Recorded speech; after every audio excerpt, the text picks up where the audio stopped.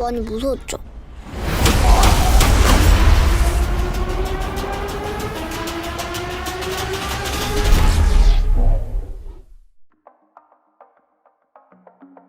안녕하세요, 범블러입니다. 1000만 관객을 동원했던 부산행의 성공에 힘입어 부산행 이후 4년 뒤의 시간적 배경을 가지고 이야기를 이끌어 나가는 영화 반도가 많은 사람들의 기대 속에 개봉했습니다. 영화가 개봉하기 전부터 웹상에서는 영화에 대한 이야기가 분분했는데요. 전반적으로는 전작 부산행에 비해 많이 실망스럽다는 평이 좋다는 평보다 더 많은 것 같습니다. 제가 연상호 감독을 처음으로 알게 된 것은 2011년 부산영화제에서 돼지의 왕이라는 작품을 보게 되면서부터였는데요. 사실적인 그림체와 개성 강한 비주얼, 과감한 스토리로 기존 한국 애니메이션의 편견을 깬 파격적인 작품을 만들어낸 감독에게 매료되어 감독의 전작들을 찾아보기도 하고 바이오그래피를 살펴보기도 했습니다. 돼지의 왕 이후 연상호 감독은 창, 사이비 등 자신만의 색깔을 담고 있으면서도 사회성 짙은 이야기들을 계속해서 만들어냈고, 저는 한 명의 관객으로서 자신만의 고유한 스타일을 가진 한 감독이 점차 자신의 세계를 넓혀가는 모습을 응원하는 마음으로 지켜보았습니다. 그리고 2016년 부산행의 개봉 소식을 들었을 때 감독의 전작들을 생각하며 저는 내심 이번에도 연상호 감독만의 스타일이 묻어나는 염세적인 세계관과 캐릭터, 사회성 짙은 스토리의 한국형 좀비 영화가 탄생하기를 바랐습니다.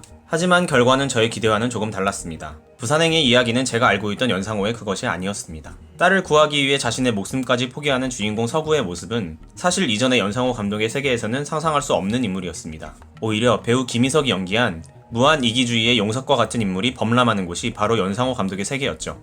아무튼 부산행에 대한 저의 실망과는 별개로 영화는 흥행에 큰 성공을 거두며 1000만이 넘는 관객들을 영화관으로 불러들였습니다. 자연스럽게 연상호 감독은 더 많은 기회들을 얻을 수 있게 되었고, 이후 제작비 130억의 염력과 제작비 190억의 반도를 만들게 되었습니다. 실사 영화에서의 연상호 감독은 애니메이션에서 보여주었던 그의 개성 넘치고 파격적인 모습과는 다르게 심파코드를 흥행을 위한 성공 공식인 듯 차용하며 마치 억지로라도 관객을 쥐어짜지 않으면 스코어에서 좋은 성적을 거둘 수 없다는 듯한 영화적인 태도를 보여주고 있습니다. 물론 한편으로는 그의 그런 결정이 어느 정도 납득이 되기도 합니다. 신과 함께, 국제시장, 7번 방의 선물 등 한국에서 1000만을 넘긴 영화들 중 심파를 주 무기로 내세우고 있는 영화들이 많은 것은 사실이니까요. 영화 반도에서도 심파코드에 대한 연상호 감독의 무한 신뢰는 이어집니다. 이번에는 더 적나라하죠. 영화의 타이틀이 오르기도 전에 이미 아들을 위해 자신을 희생하는 어머니의 모습을 보여주며 관객들의 눈물샘을 자극하고, 그런 누나와 조카를 지키지 못한 주인공의 모습을 보여주며 이후에 벌어질 심파코드에 대한 연결고리까지 만들어 놓습니다.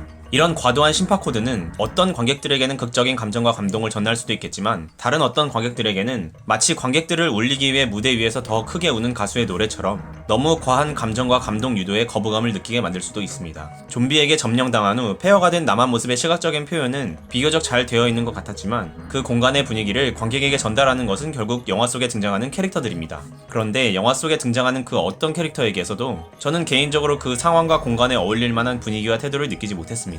악당들이라고 하기에는 야만성이 부족해 보였고, 좀비에게 둘러싸여 생존조차 어려운 가족이라고 하기에는 너무 밝고 별다른 걱정이 없어 보였습니다. 결과적으로 631 부대와 가족의 대립구도는 저에게 그저 그런 악과 그저 그런 선의 대결로 느껴져 별다른 감흥을 느낄 수 없었고, 탈출이 임박한 상황에서 내가 살던 세상도 그렇게 나쁘지 않았어요 라는 준이의 대사를 들으면서는 이들이 과연 이곳에서 꼭 탈출해야 하는 이유가 있었던 걸까 하는 의문이 생기기도 하였습니다.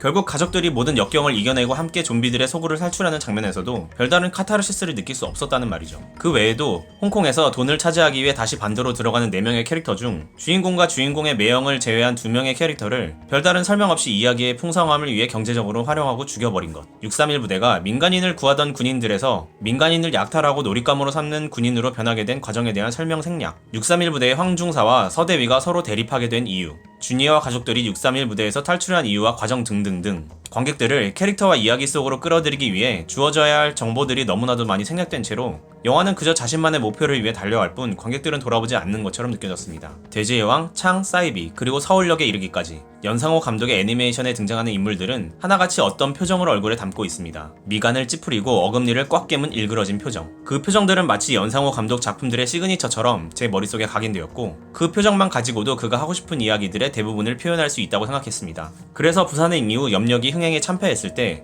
그가 실사 영화에서 헤매는 이유가 실제의 배우로는 그가 원하는 표정들을 만들 수가 없기 때문이 아닐까라고 잠시 생각했지만 아마 그가 애니메이션과 실사 영화에서 전혀 다른 사람인 듯한 모습을 보이는 이유는 역시 돈 때문일 것입니다. 100억, 200억을 투자한 영화가 흥행해서 성공하지 못하면 그 다음 영화를 만들 수 없을 거라는 압박감이 그를 작품이 아닌 상품을 만드는 감독으로 변하게 만든 것이 아닐까 개인적으로 생각해봅니다. 하지만 저는 연상호 감독에게 묻고 싶습니다. 과연 자신의 작품에 스스로 만족하고 있는지, 정말 진심으로 자신이 보고 싶은 영화를 만들고 있는지. 봉준호 감독은 공식적인 자리에서 자주 이런 이야기를 했습니다. 제작자나 관객을 만족시키기 전에 자신이 만족할 수 있는 영화를 만들라고요. 감독은 자신이 만드는 작품의 첫 번째 관객이고 결국 자신이 만족하지 못하는 영화는 작품성이나 흥행성 모두에서 그 결과가 별로 좋지 못하다는 것이 봉준호 감독의 의견이었습니다. 물론 그렇다고 해서 관객을 전혀 고려하지 않는 것은 아니겠지만 기생충, 옥자, 설국열차 등 거대 자본과 함께한 최근 행보에서도 봉준호 감독은 남보다는 우선 나를 만족시키기 위한 작품 활동을 이어가고 있다고 저는 개인적으로 생각합니다. 돼지의 왕, 창, 사이비 그리고 서울역 등을 통해 이어지고 확장되는 연상호 감독만의 세계를 실사 영화 속에서도 만나게 될 수 있기를 진심으로 바라며 영화 반도의 리뷰를 마치겠습니다.